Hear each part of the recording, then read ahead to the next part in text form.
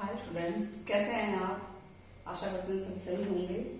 आज की हमारी क्लास मैथ्स की है। सीबीएसई क्लास 10 चैप्टर 1.2 का हम आगे का पार्ट कर रहे हैं। तो लास्ट क्लास में हमने किया था प्राइम फैक्टर्स, अभाज्य गुणनखंड। एक बार और रिवाइज करा देती हूँ। एक मैंने डिजिट लिया है 30 का प्राइम फैक्टर अभाज्य गुणनखंड हमने कैसे किया था। अभाज्य संख्याएं आपको याद होंगी लास्ट टाइम पे। 2, 3, 5। ओके, तो अब आपको देखना है ये किस डिजिट से जा रहा है, कौन से अभाज्य संख्या से ये जाएगा, ये डिवाइड होगा। सबसे पहले हम 2 से स्टार्ट करते हैं। अगर 2 से जा रहा है तो हम 2 से इसे करेंगे, डिवाइड करेंगे। तो हम करेंगे, कितना आएगा? 2 1 जा 2, 3 में से 2 माइनस करो, 1 बचेगा, इसके आगे लगाइए 10 हो गया। 2 5 जा 10। ना ये 2 से नहीं जाएगा तो ये 3 से जाएगा। 3 5 जा 15। तो यानी आपके पास इसके प्राइम फैक्टर क्या आ रहे थे? 30 के प्राइम फैक्टर अभाज्य गुणनखंड थे हैं 2 × 3 × 5। ठीक है, इसको हम एक और मेथड जो हमने छोटी क्लास में भी किया है, इससे भी करके देख लेते हैं। इसको बोलते हैं फैक्टर ट्री। यानी ट्री बनाना है आपको, ब्रांच बनानी है। आपके पास डिजिट दिया हुआ है 30। ठीक है, 30 के फैक्टर करने हैं, प्राइम से ही करना है। किस टेबल में आ रहा है? 2 की टेबल में आ रहा है। 2 की टेबल में 15वें नंबर पे आएगा। तो आपका ये हो गया। ये जब तक हम करते जाएंगे जब तक कि आपका लास्ट में प्राइम नंबर्स ना बच जाए, तब तक हम ये ऐसे ट्री बनाते रहेंगे। अब ये 15 3 की टेबल में आता है। कौन से नंबर पे आता है? 3 5 जा 15। तो लास्ट में आप देखेंगे कि यहाँ पे 3 बचता है और यहाँ पे 5। तो एक तरह से ब्रांच बन रही है, ट्री बन रही है। इसमें आप अगर जितनी बड़ी डिजिट लेंगे उतनी लंबी ब्रांच बनती जाएंगी। तो ये दोनों मेथड से हो सकता है।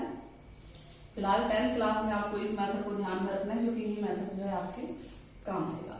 नाउ क्वेश्चन नंबर 2 एनसीईआरटी का। उसमें आपको निकालना है find LCM and HCF. LCM आपको मैंने बताया था लीस्ट कॉमन मल्टीपल, और हिंदी में इसे बोलते हैं लघुत्तम समापवर्तक। एचसीएफ को बोलते हैं महत्तम समापवर्तक, हाईएस्ट कॉमन फैक्टर। चलिए, उसके बाद आगे लिखा है वेरीफाई, यानी आपको जांच करनी है कि LCM multiply HCF equal to होता है product of 2 numbers. Product of 2 numbers मतलब जो 2 नंबर आपको दिए हुए हैं उनके प्रोडक्ट के बराबर होता है।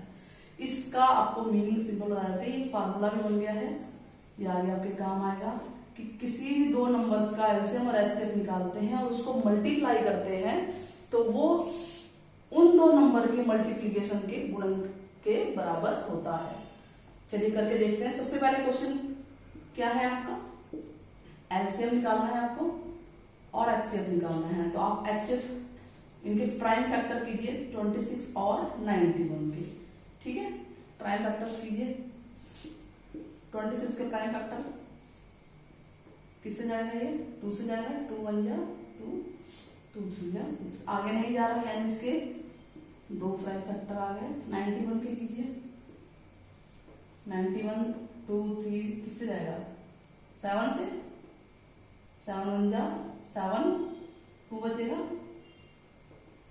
9 में से 7 माइनस करो, 2 बचता है, यानी ये 21 बन गया। तो 7 के टेबल 21 कौन से नंबर पे आता है?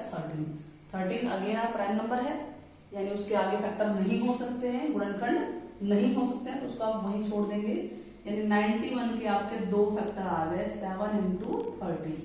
अब नाउ आपको क्या निकालना है? HCF, highest common factor. यानी इन दोनों में कॉमन क्या है? आप दोनों में देखिए कॉमन क्या है। दोनों में 13 कॉमन है। ठीक है, और भी अगर संख्या कॉमन निकलते तो आप सारा निकालोगे। मान लो यहाँ पे 2 2 3 3 होता, तो जितने भी कॉमन होते हैं हम सारे यहाँ पे लिखते हैं और सबको फिर मल्टीप्लाई करते हैं। फिलहाल हमारे पास 13 कॉमन है, तो इसका एचसीएफ आ गया आपका 13। नाउ एलसीएम निकाल लेते हैं। एलसीएम क्या होता है? Least common multiple. इसको सिंपल आपको बताती हूँ मैं। जो आपका कॉमन है यानी एचसीएफ है, उसको तो आप एक बार लिखेंगे ही। जो आपका कॉमन है उसे आप एक बार लिखेंगे ही। जो कॉमन नहीं है उसको भी आप यहाँ नोट डाउन कर लेंगे। क्या बच गया आपके पास? 2 और 7। ये बचा ना 2772, आप कोई भी आगे चेंज सकते हैं। अब इसको आप मल्टीप्लाई कर दीजिए, ठीक है। मल्टीप्लाई करने पे आपका आंसर आ रहा है 182। चेक आउट, यही आंसर आ रहा है।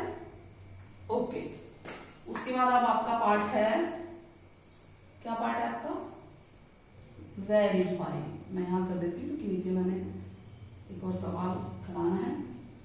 वेरीफाई, वेरीफाई में क्या लिखा हुआ है? LCM into HCF.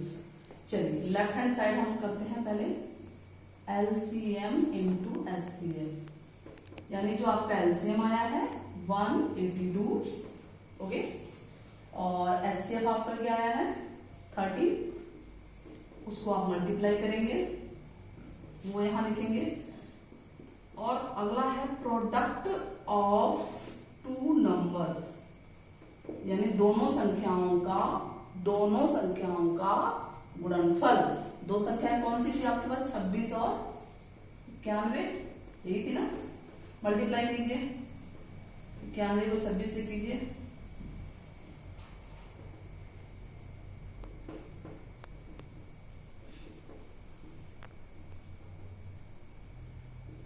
आपका ये आया 2366। इसको मल्टीप्लाई करेंगे तो ये भी आपका यही आएगा 2366। क्लियर हुआ? तो आपने देखा कि ये और ये दोनों का सेम आ रहा है आंसर, यानी आपका जो एलसीएम इंटू एचसीएफ है वो इक्वल है प्रोडक्ट ऑफ टू नंबर्स, दो संख्याओं के गुणनफल के बराबर, यानी जो दो संख्या आपको दी होंगी। क्लियर है आपको? ये दोबारा आपको बता देते, सबसे पहले एचसीएफ निकालेंगे। एचसीएफ मतलब जो दोनों में कॉमन है, दोनों में कॉमन है, जितने कॉमन है, 1 कॉमन, 2 कॉमन, 3 कॉमन, 4 कॉमन, जितने कॉमन है वो सारे के सारे यहाँ लिखे जाएंगे और उनको मल्टीप्लाई करेंगे। अगर 1 कॉमन है तो 1 ही लिखेंगे, 2 कॉमन है तो दोनों लिखेंगे, ठीक है। एलसीएम क्या है? जो कॉमन है उसको तो एक बार लिखना है, एक बार, वन टाइम, और जो बच जाते हैं उनको भी आपको लिखना है। सारे लिख दिया आपने मल्टीप्लाई में, अब सबको मल्टीप्लाई कर दो, आपका ये आंसर आएगा, ये एलसीएम है। नो वेरिफिकेशन आपको पता चल गया, एलसीएम इंटू एचसीएफ, यानी इन दोनों को मल्टीप्लाई कर देंगे। एलसीएम यानी जो ये आया है एचसीएफ और एलसीएम, इनको आप मल्टीप्लाई करेंगे। ठीक वैसे प्रोडक्ट ऑफ टू नंबर्स, इन दोनों नंबर्स को मल्टीप्लाई करेंगे, दोनों के आंसर जब सेम आएंगे तो आपका ये प्रूफ हो जाएगा, वेरीफाई हो जाएगा कि LCM into HCF equal to product of two numbers होता है, दो संख्याओं का गुणनफल होता है। बाकी क्वेश्चंस आपके लिए होमवर्क है, आप करेंगे। क्वेश्चन नंबर 3 का एक पार्ट करा रही हूं मैं, बाकी क्वेश्चन इसके लिए होमवर्क होंगे। इसमें लिखा है एलसीएम निकालिए, एचसीएफ निकालिए। इस बार आपके पास 3 नंबर दिए हुए हैं, 3 डिजिट दिए हुए हैं, दिख रहा होगा 12, 15, 21, 12, 15, 21, ठीक है। तीनों के आप फैक्टर करो, इसी तरह से करेंगे प्राइम फैक्टर। 12 के 2 6 जा, 2 3 जा, यानी आपके फैक्टर आ गए 2 इंटू 2 इंटू 3। 15 15 के क्या आएगा 3 इंटू 5, ठीक है, तो 3 इंटू 5। आप कहोगे यहाँ क्यों नहीं लिखा? वो मैंने 3 के नीचे 3 के लिए कॉमन बाय द वे हो रहा है तो मैंने उसके लिए वहां लिखा, आप नहीं लिख सकते, ठीक है।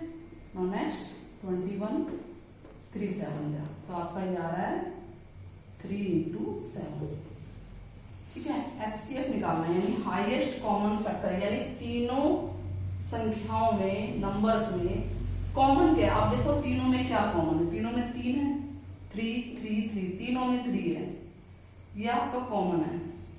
2 यहाँ है लेकिन यहाँ नहीं है, यहाँ नहीं है। 5 यहाँ है बट यहाँ नहीं है, यहाँ नहीं है। 7 यहाँ है बट यहाँ नहीं है, यहाँ नहीं है। ओनली 3 इज द नंबर जो कि तीनों में है, तो एचसीएफ आपका क्या कहलाएगा 3, ठीक है। क्लियर हुआ? ओके। अगर कोई और डिजिट भी कॉमन होता, मान लीजिए यहाँ 2 है, यहाँ भी होता, तो उसको भी हम यहाँ पे लिख लेते और उसको मल्टीप्लाई करके लिख देते हैं, ठीक है। एलसीएम, एलसीएम यानी कि जो कॉमन है आपका, जो कॉमन है आपका यानी एलसीएम, उसको तो आपको एक बार लिखना ही है, एक बार, ठीक है। और उसके अलावा आपको जो बच जाते हैं उनको भी लिखना है। 2 2 ये बच गए, 5 7 5 7। अब इनको आप मल्टीप्लाई कर लें और ये आपका आंसर आ जाएगा। क्लियर हो आपको ये अभी? ठीक है, हम आगे करते हैं क्वेश्चन नंबर 4। अच्छा, अब हमारा क्वेश्चन नंबर 4 है। नेक्स्ट, इसमें आपको गिवन है HCF, ब्रैकेट में आपको जो 2 डिजिट दिख रहे हैं इन्हीं का HCF है 9, यानी आपके पास एक नंबर है 306 एंड सेकंड नंबर है 657 और आपको निकालना है LCM। तो हम कैसे करेंगे? आपके पास 2 नंबर कौन से हैं पहले बताइए। फर्स्ट नंबर, पहला नंबर कौन सा है आपके पास? 306 एंड सेकंड नंबर 657, यही आपके पास। और आपके पास HCF भी दे रखा है, HCF है हाईएस्ट कॉमन फैक्टर 9 है। आपको निकालना है LCM। फार्मूला मैंने लास्ट क्वेश्चन में बताया था कि क्या है, सिंपल फार्मूला है HCF multiply LCM equal to product of 2 numbers. यही था ना आपको? इस फार्मूले को बेटा अच्छे से याद कर लेना, समझ लेना, बहुत इंपॉर्टेंट है और ये आपके कई क्वेश्चंस में काम भी आएगा। HCF की वैल्यू पुट कीजिए 9, LCM आपको फाइंड आउट ही करना है, इसको आप यूं छोड़ दीजिए। प्रोडक्ट यानी गुणनफल 2 संख्याओं का, ये दोनों संख्याएं आप बता रही है 306 इंटू 657, ठीक है। इसको मल्टीप्लाई करने की जरूरत नहीं है, सीधे इसको यहाँ ले आओ नीचे, यहाँ मल्टीप्लाई में गिरा के डिवाइड में हो जाएगा और काटाकुटी स्टार्ट कर दो, उसके बाद मल्टीप्लाई करना, टाइम बचता है इससे आपका। यहाँ मल्टीप्लाई में 9 है, नीचे आ जाएगा, जिससे कटता है काट दो, 3 पे जा रहा है, 9 3 जा 27, 3 बचा, 9 4 जा 36, यानी LCM आपका आ जाएगा 34 इंटू 657। अब इन दोनों को आप मल्टीप्लाई कर सकते हैं और वो यहाँ पे आप आंसर लिख सकते हैं। मल्टीप्लाई कर लेना, क्योंकि टाइम लगेगा इसको कराने में भी, टाइम ख्याल लगेगा, खैर जो भी है आपको भी करना है। Now next question number 5। Question number 5 है चेक वेदर 6 की power n can end with the digit 0 for any natural number, ठीक है। n कह रहा है कि आप ये पता लगाइए कि जो 6 की पावर n है, 6 की पावर n कितनी भी पावर हो सकती है, 1 2 3 4 5 6, क्या वो उसका लास्ट डिजिट 0 आएगा for any natural number n। Natural number मैंने आपको बताया था वीडियो में, क्या बताया था कि नेचुरल नंबर क्या होते हैं, पहले आपको ये पता होना चाहिए। जिनको जो 1 से स्टार्ट होते हैं, काउंटिंग नंबर होते हैं, उनको नेचुरल नंबर बोलते हैं। 1 2 3 4 5 6 7, ठीक है ना। आपके पास डिजिट है 6 की पावर n, आपको n की वैल्यू रखनी है इनमें से सारी, जो मन करे। Put n equal to starting से ले लेते हैं 1 2 3 4 एंड सो ऑन, जो मन करे, ठीक है। तो n इक्वल टू जब 1 रखेंगे तो आपका n इक्वल टू 1 रखेंगे तो 6 की पावर क्या बनेगा, 1 बनेगा, n की जगह 1 आएगा और 6 की पावर 1 क्या होता है 6। n इक्वल टू 2 रखेंगे तो 6 की पावर 2 होगा, 6 की पावर 2 का मतलब 6 2 बार है, यानी 36 आ गया। आप देखो इसके एंड में क्या है, 6 है, 0 नहीं आया ना, इसका डिजिट लास्ट डिजिट 0 नहीं है, ठीक। वैसे ही n इक्वल टू 3 रखिए, 6 की पावर 3 आ गया, तो यानी 3 बार 6 है, आपका 216 आ गया, इसमें भी आपका 0 नहीं है। तो एंड सो ऑन अगर आप करते जाएंगे तो आप लास्ट में देखेंगे कि लास्ट डिजिट जो है आपका, आखिरी संख्या यूनिट डिजिट, वो 6 आ रही है, ना कि 0। तो आपका ये आप लिख सकते हैं, therefore 6 की power n can not and with digit 0। 6 की पावर n का अंत संख्या जो होती है, लास्ट संख्या, इकाई का अंक 0 नहीं हो सकता है। क्वेश्चन नंबर 6, इसका एक पार्ट कराती हूँ, एक पार्ट आप करेंगे। इसमें लिखा है कि आपको बताना है कि ये जो संख्या दी हुई है 7 इंटू 11 इंटू 13 प्लस 13, ये क्यों कंपोजिट नंबर है। कंपोजिट नंबर क्या होता है बेटा, लास्ट क्लास में बताया था, कंपोजिट नंबर जो प्राइम नहीं है, कंपोजिट नंबर जो प्राइम नहीं है, अभाज्य नहीं है, प्राइम कंपोजिट यानी कि 4 6 8, यानी जिन संख्याओं के गुणनखंड फैक्टर हो सकते हैं उनको बोलते हैं कंपोजिट नंबर, यानी मोर देन 2 फैक्टर हो सकते हैं, अदर नंबर भी हो सकते हैं। तो यानी हमें ये पता लगाना है, ये बताना है कि ये कंपोजिट नंबर क्यों है, कंपोजिट नंबर क्यों है, ये संख्या कंपोजिट नंबर क्यों है। यानी अगर हम ये पता लगा लें इसके 2 से ज्यादा फैक्टर है तो ये कंपोजिट नंबर है। चलिए करते हैं, लिखते हैं 7 × 11 × 13 + 13। आप देखें कि इन दोनों, ये एक संख्या हो गई पूरा मल्टीप्लाई में और एक ये है, इनमें 13 कॉमन आ रहा है, कॉमन है दोनों में है 13, तो आप 13 को कॉमन ले लेंगे। अब यहाँ क्या बचेगा 7 × 11 प्लस यहाँ 1 बचेगा, 13 बच जाए 13 1 बचेगा, ठीक है। तो आपका ये होगा 13 × ये होगा 77 + 1 कितना हुआ 78। आप देखेंगे कि it is not prime number, prime नहीं क्योंकि 2 फैक्टर अलग नजर आ रहे हैं, इस पूरी संख्या के 2 फैक्टर नजर आ रहे हैं, इसको भी और कर सकते हैं फैक्टर हम, तो ये कंपोजिट नंबर है, ठीक है। देयरफॉर इट इज, आप लिखोगे it has more than 2 factors, इसके 2 से ज्यादा गुणनखंड है, therefore it is composite number. Clear है? ओके। नाउ लास्ट क्वेश्चन, बहुत बड़ा क्वेश्चन है इसलिए मैंने इसको शॉर्टकट में लिख दिया है। क्वेश्चन ये है कि एक बच्ची है सोनिया, वो एक सर्कुलर पाथ है, कोई भी पाथ ले लीजिए, ट्रायंगुलर सर्कुलर, एक रास्ता है गोल पार्क, आपने देखा होगा कभी, गोल चक्कर पे या गोल पार्क में वो राउंड लगा रही है चारों तरफ, और वो एक राउंड को 80 मिनट में करती है। रवि एक दूसरा बच्चा है, वो उसी सर्कुलर पाथ को 12 मिनट में एक राउंड लगा देता है। क्वेश्चन ये है कि दोनों भाग रहे हैं, सर्कुलर पाथ है, मान लीजिए सर्कुलर पाथ है, दोनों ने स्टार्ट किया मान लो यहाँ से भागना, तो नेचुरली 18 मिनट ले लिए, 12 तो ये तेज भाग रहा होगा, दोनों भाग रहे हैं, ऐसे भाग रहे हैं, ऐसे भागे जा रहे हैं, बार-बार भाग रहे हैं, दोनों सर्कुलर पाथ में राउंड लगाए जा रहे हैं, ठीक है। सोनिया और रवि दोनों राउंड लगा रहे हैं। तो ये कह रहा है कि कितने मिनट के बाद वो दोबारे मिलेंगे, कहीं ना कहीं तो मिलेंगे ना। अब एक रवि ने मान लो 12 मिनट में यहाँ पे राउंड लगा दिया, 12 मिनट में रवि आ गया, यहाँ पे रवि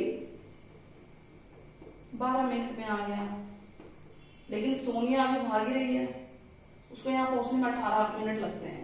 12 मिनट में रवि यहाँ पहुंच गया तो 12 मिनट में हो सकता है सोनिया यहाँ पहुंची हो 12 मिनट में, ठीक है।